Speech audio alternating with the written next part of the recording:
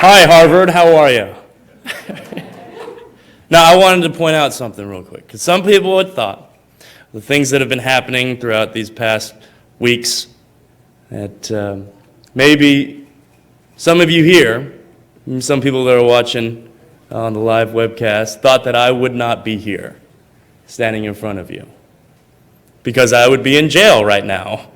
And some of you thought that when I returned back to my unit just a few months ago, that I would never be able to come out and speak again, that perhaps it was a way for the Army to finally shut this kid up, to censor me, to keep me quiet, and that I would never be out speaking about Don't Ask, Don't Tell ever again.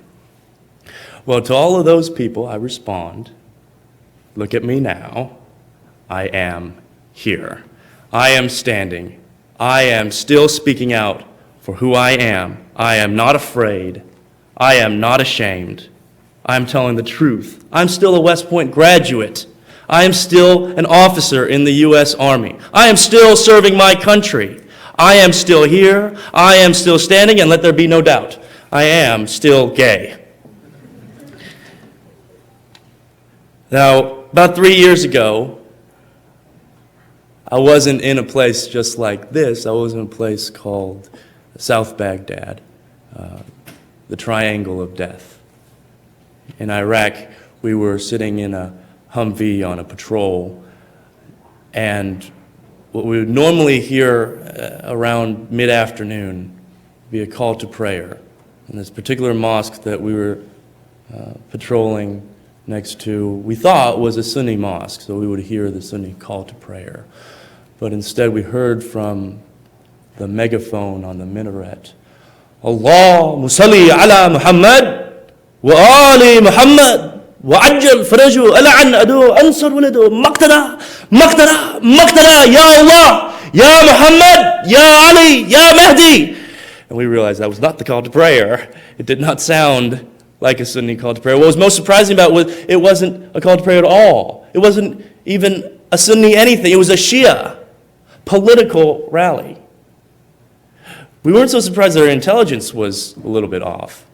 We were surprised that for centuries in this area and throughout the Middle East, the Shia people were discriminated against, called heretics, worse than unbelievers, infidels, to the point where Shia leaders, ayatollahs and tribal sheikhs would tell their people, their own people, if you're ever in danger for your life, if you're ever going to lose a limb or eyesight, or you're in danger, you might get fired, or maybe you'll lose your career.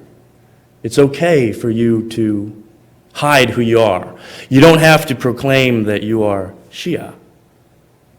You would never hear that kind of a proclamation in this area, because this philosophy of hiding, of concealing, we call it in Arabic taqiyya, that you could sort of hide, and God would forgive you. You don't have to worry about it, because we would rather have you live than risk everything, or maybe even to some people, make others uncomfortable.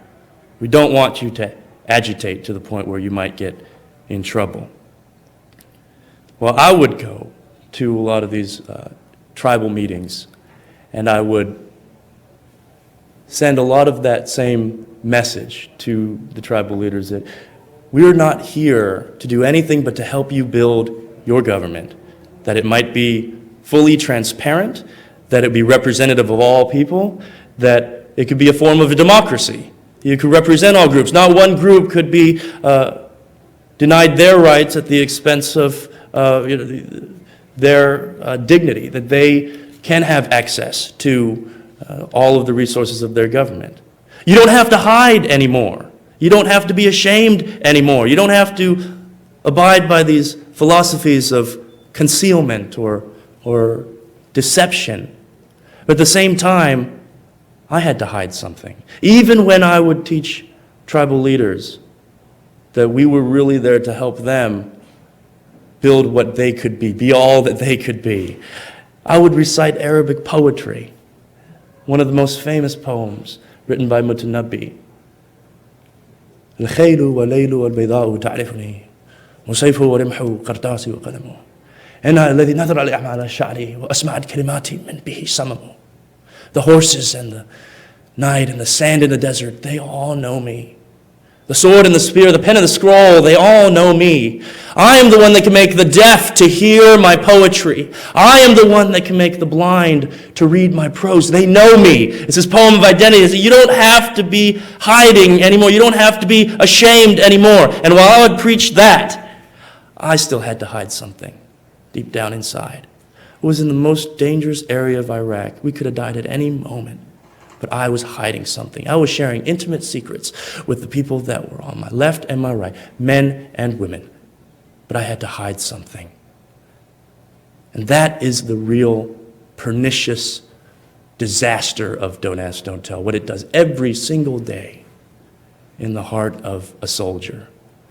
It says, you must be ashamed. See, I could come up here and talk all day about all the statistics. We could recite the 13,500 soldiers who have been kicked out since the institution of this policy, 800 mission-critical soldiers who have been booted, 4,000 every year who quit. We talk about 60 Arabic linguists, Farsi linguists who have been kicked out. We could talk about $1.3 billion that has been used from our taxpayer money just to fund the kicking out, just to fund the process of Don't Ask, Don't Tell, and replacing some of these soldiers. We talk about all of the facts and figures, but in the end, the message is very clear, because this is the only law in the entire federal government that says you must be ashamed of who you are. It is enforced shame, it is enforced lying, it is enforced deception. It doesn't end there. It doesn't end at the individual level, because the partners of those soldiers, of those service members, are also forced not only into shame, but into secrecy and to non-existence. As we're standing here and sitting here tonight in Cambridge, there is a lesbian or a gay partner of a soldier who's deployed right now. As they sit by that phone, they sit by that email, they are worried to death about whether they get that phone call tonight.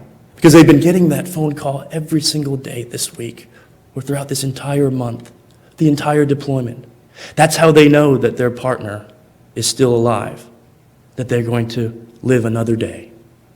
What if they don't get that phone call tonight as they sit by that phone, eyes glued to CNN, trying to get some information? What if they don't get that email? They will never know if tonight was the last night that their partner, their loved one, was on this earth.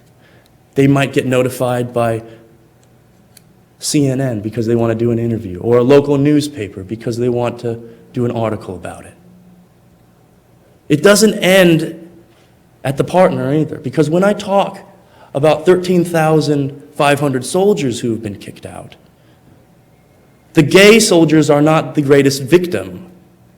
When I say 13,500 soldiers have been kicked out, you have to realize that that's 13,500 units that are deploying overseas with one less surgeon, with one less combat medic, with one less infantryman, with one less Arabic linguist, with one less pilot. You are sending units overseas without the full armor, without the full support that they deserve. Now we could talk about why Don't Ask, Don't Tell is absolutely detrimental in many different ways, but the fact of the matter is, I get all these questions all the time. So you knew, Lieutenant Choi, you knew that there was Don't Ask, Don't Tell when you joined in 1999 at West Point. Didn't you know the law? And isn't it so accommodating that we didn't ask you? So why did you come out? Nobody forced you to come out. Nobody forced you to tell.